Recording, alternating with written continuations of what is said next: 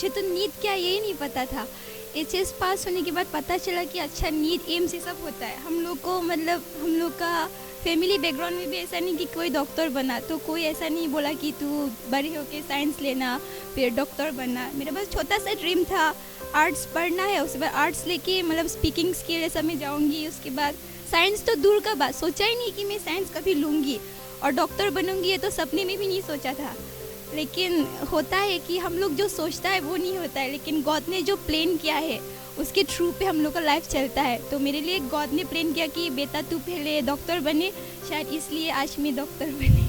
आज तक ऐसा मतलब स्ट्रिक्टनेस कभी लाइफ में एक्सपीरियंस किया ही नहीं, मतलब आज़ादी था, जो करो मन मर्जी ऐसा था। लेकिन वहाँ पे जाके पता चला कि स्टूडेंट लाइफ में रूल्स एंड रेगुलेशन, ओबीडियंस बहुत ज़्यादा मैटर करता है। अगर ओबीडियंस नहीं होगा तो पढ़ाई से फोकस हट जाता है। लेकिन वहाँ में हर एक सेकेंड टीचर्स लोग पूरा मतलब फोकस रहता है, स्टूडेंट को तो देखना है पूरा ऐसा, तो स्पेशल केयर मिला। तो फिर इसलिए बहुत ज़्यादा अच्छा लगा। ऐसा मतलब आज तक शायद ऐसा कोचिंग इंस्टीट्यूट मैंने नहीं देखा जहाँ पे स्टूडेंट लोगों के लिए मतलब टीचर्स लोग हम लोग से पहले टेंशन में रहता है कि बच्चों का क्या होगा, बच्चे लोग उठा कि नहीं, ऐसा बहुत है। अगर अंदर का बात जाएंगे तो बहुत कुछ है, मतलब मैं वर्ड्स में बयां नहीं कर सकती।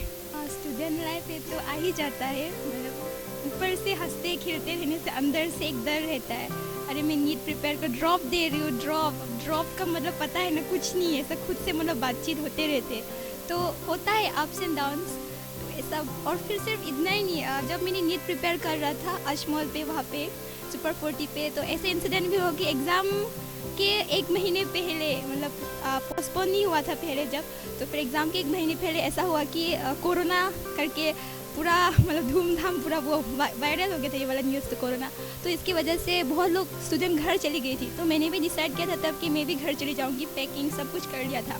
तो फिर क्या हुआ, मैंने लिफ्ट के सामने अपना बैग से सब रखा था, तो फिर बाद में पापा भी लेने के लिए आया। मैं जाने वाली थी, लॉकडाउन में नहीं रहूँगी ऐसा सोचा था, डिप्रेशन की वजह से सब लोग चले जाएंगे, मैं कैसे पढ़ पाऊँगी, नहीं मुझसे नहीं होगा, ऐसे बहुत थिंकिंग आता है।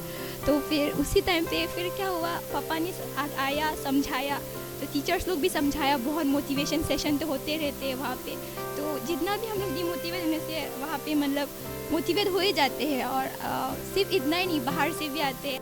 उसके बाद उसी टाइम पे जब लॉकडाउन हुआ था स्टार्टिंग, तो बहुत लोग स्टूडेंट लोग जा रहा था, तो उसी टाइम मेरा एक बैग जो था, बुक्स था, उसमें नोट्स था, मैं क्लास में अटेंटिव थी, क्लास बंक नहीं मारती थी, तो नोट्स से सब और फिर प्रीवियस ईयर क्वेश्चन ये सब पूरा एक बैग चला गया था किसी और स्टूडेंट के साथ। तो होता है, तो उसकी वजह से एक बुक गुम होता है एग्ज़ाम के पहले, तो ऑब्वियसली बहुत ज़्यादा टेंशन पे आ जाता है। तो मेरा भी ऐसा हुआ था, फिर कांटेक्ट किया सबसे, इसके पास गया, कोई नहीं बताया, मतलब जिसने बाद में पता चला कि जिसने लिया वो जानबूझ के लिया, तो मतलब थोड़ा होता है स्टूडेंट के बीच में, तो वैसे। लेकिन मैं बहुत ज़्यादा थैंकफुल हूँ कि लॉकडाउन के टाइम पे रहने के लिए चांसेस दिया वहाँ पे।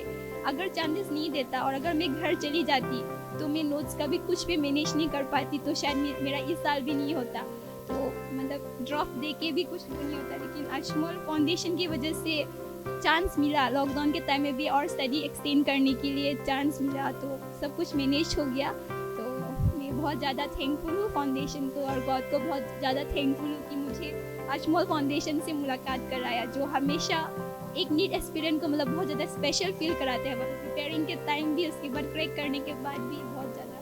तो सो मच थैंक। ऐसे वैसे बच्चों के लिए मेरा मैसेज ये है कि चाहे तुम छोटे गाँव की ना क्यों ना हो, हमेशा मैंने अगर तुम्हारे अंदर में एक हौसला रहेगा कि नहीं मतलब कुछ भी हो मेरा लाइफ में कुछ तो मैं बनूंगी। मतलब होता है एमलेस बहुत होता है जो गांव में होता है, उन लोगों को पता ही नहीं होता है कि लाइफ में आगे क्या करना है।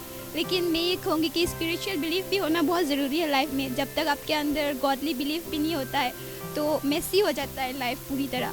तो फिर उसके बाद हम लोग अभी तो गांव होने से भी सबके पास स्मार्टफोन ये सब तो होता ही है, तो दूसरा वीडियो से सब देखने से अच्छा है कि ये सब थोड़ा एजुकेशन के साइड पे, एजुकेशन बैकग्राउंड में अगर आप चेक करेंगे तो एडवांस हो ही जाएंगे, क्योंकि डिजिटल अभी चल रहा है। तो मेरा यही कहना है कि स्पिरिचुअल फेथ इंपॉर्टेंट है लाइफ में। गॉड के ऊपर बहुत ज़्यादा बिलीव चाहिए ताकि तुम लाइफ में कुछ कर सके। और फिर अपना खुद भी रिस्पॉन्सिबिलिटी होता है कि सिर्फ गॉड पे बिलीव ही नहीं बल्कि वर्क भी करना चाहिए, वर्क हार्ड करना चाहिए लाइफ में। तो वही वर्क हार्ड करना नहीं छोड़ना चाहिए, और वर्क हार्ड में थोड़ा स्मार्टनेस भी ज़रूरत होता है।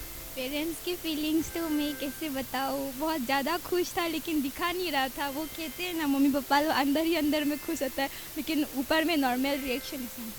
अच्छा मिला, अच्छी बात है लेकिन अंदर ही अंदर बाद में फिर मेरा एप्रॉन ये सब तो फेलिसिटेशन के बाद घर में ये सब एप्रॉन ये सब लाया, तो पहले बाहर में मम्मी पापा में नॉर्मल था, अच्छा अच्छी बात है मिला, ये वो पूरा नॉर्मल रिएक्शन। जैसे घर के अंदर घुसा, दो तो बेटा मैं भी एप्रॉन ट्राई करूँ तो मम्मी पापा लोग भी एप्रॉन पहन रहा था, स्टेथोस्कोप।